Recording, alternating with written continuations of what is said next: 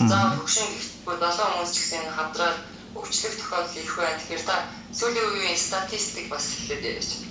За Сэлэнгэ аймгийн хэмжээнд одоо яг хамгийн сүүлийн байдлаар бид нар чинь нэг сар 3 сараар хагас жилээр тайлан гаргадаг. Одоогийн байдлаар бидэрт бол Сэлэнгэ аймгийн хэмжээнд 108 мянган хүн амтай, тэрнээс 1378 тохиолдол маань одоо бүртгэгдсэн байгаа. Өндөр тоо тийм. Өндөр тоотой.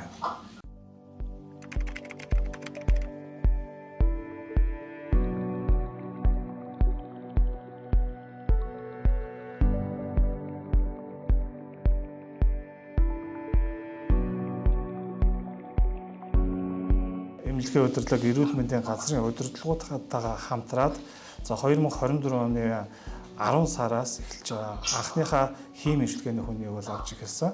За хийм эмчилгээ маань ямар зорилготой хийгддэг вэ гэхээр хор тавдартай улсуудын за цусан дугаар хор тавдрын эсийг өхүүлэх, ас ойрын эртэндээ үсэрхийл өгүүлэхгүй зорилгоор бол энэ хийм эмчилгээ хийдэг. Ер нь бол хавдрын эмчилгээ бол дөрвөн том бүлэгт хувааж болно. За нэгдүгээр нь бол мэдээж мэс заслих, хоёр дахь маань бол хиймийнх, за гурав дахь нь бол туяа эмчилгээ, дөрөв дэх маань бол хөнгөвчлөх эмчилгээ гэсэн юм дөрвөн эмчилгээгүүд ерөнхийдөө том бүлгээр нь хувааж үзвэл ингэж хийгддэг. А түүний нэг хэсэг болох хийм эмчилгээг манай энэ Сэлэнгэ аймагт сууршуулаад 10-аад сарын хугацаа үдээд явж байна.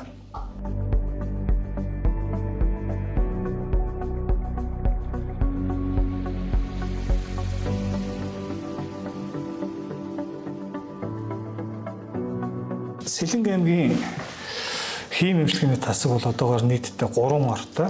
Хүлээн авах чадал маань 6 хүнийг одоо өдрийн 3 эмчилгээ, тэгээд 48 цагтай хийм эмчилгээний 3 хүнийг хүлээн авах чадалтайгаар өдөртөө бол ингэж ажиллаж байна. Эрүүл мэндийн ажил бол бүгд юм багийн ажил байдаг. За одоо манай багт бол хийм эмчилгээгээр мэргэсэн 2 сувилагч, за хийм эмчилгээний эмзүү найрлагаар мэргэсэн 1 эм найруулагч, за 1 эмзүүч гээд за тэгээд үйлчлэгч гэсэн юм бүрэлдэхүүнтэйгээр бол багийн ажил маань бол хийгдэж байна. За яг одоогоор ингээд манай баг дээр бол одоо 2 хүн маань, нэг маань бол өдрийн хийм эмчилгээ, нөгөө дахь маань бол 48 цагийн эмчилгээтэй хүмүүс маань яг одоогоор ороход бэлэн болоод ингээд байж байна. Гайгүй яхаа. Гайгүй. За зөвөр юу байна? За одоохондоо зөвөр гэдэг хамаалал хийх. За Баатарга хэзээ агаалганд орлоо?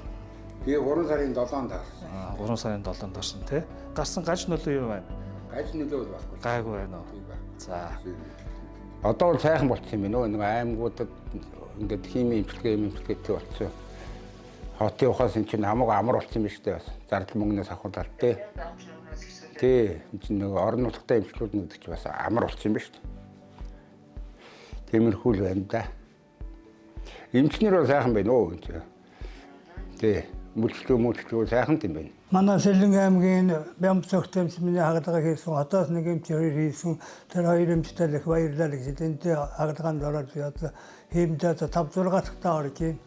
Тэгээ сайхан болж байна ингээд баярлалаа гэж хэлээ та. Би Сэлэнгэ аймгийн зүүн бүрэн сумын өндөр насны бямдарч гэдэг бол Монгол улсын соёлын тэргүүний ажилтан үндэсний бүхэн засвар бямдарч гэдэг хүн байна та. За та нартай баярлалаа. Сайдын тогтоол тушаал байдаг. Нэгдүгээр нь амь насны заалт гэж байгаа. Хоёрдугаар нь хийм эмчилгээ бол төлөвлөгөө тэмцэлгээ гэдгээр явагддаг. Гүйцэтгэлийн санхүүжилт гэдэг системд манай эрүүл мэндийн салбар 2021 онд орсноос хойш тухайн үйлчлүүлэгч харьяа харгалзахгүйгээр одоо тусан үйлчлэгийг бол авах боломжтой болсон байгаа. Дээр дурдсан одоо 1300 за бараг 1400 хүнээс за голчтон тохиолдох байрлалын хавдрууд гэж байдаг. За тэнд нэг номерт нь илгэний хор тавдар орж байгаа. За хоёрт нь бол улаан хоолой хотоодны хор тавдар, бүдүүн шулуун гэдэс, за эмэгтэйчүүдээс умаа үзүүний хор тавдар, за тэгээд хөхний хор тавдар гэдэг байршлын хавдрууд маань бол цонхлон тохиолдохоор бол ордог.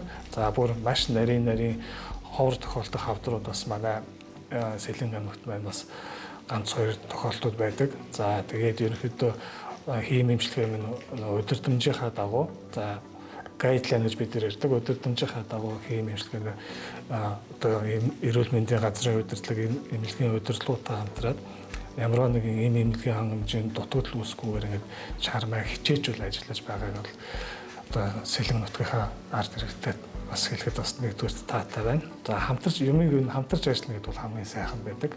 За бидний цаашдын зорилго бол ганц химийн имчилгээгээр тогтох зорилго бол одоохондоо алга байна. За анх бол бид анх юм байгуулгаж байхдаа ер нь жилдээ нэг 30-40 авъя даа гэсэн зорилготой байсан бол одоо тэр тоо маань бол аль хэдийн хэтрээд бол ингээд явцсан байна. За нийтдээ бол одоо би хэвтэн дэмжлүүлэх одоо химийн имчилгээ хийсэн хүмүүс маань давхарцсан тоогоор одоо 110 шуу гарцсан явж байна.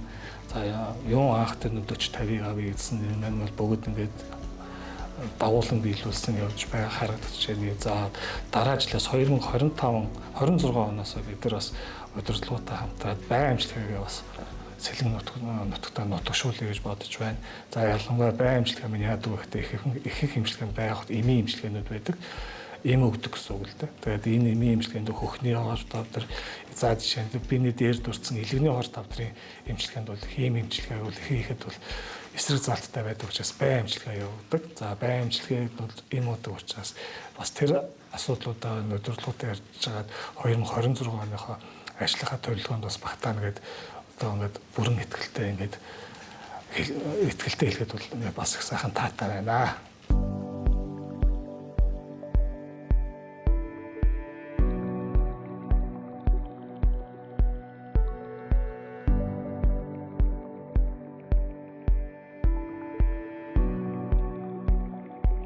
Урдсан сэргийлэх үзлэг, эрсдэлүүд үзлэгтэй маш сайн хамрагдаарай. Тэгээд энэ иргэдийнхээ эрүүл мэндийн боловсрол маань маш сайн өндөр байгаасай гэж одоо энэ хүсэж байдаг да.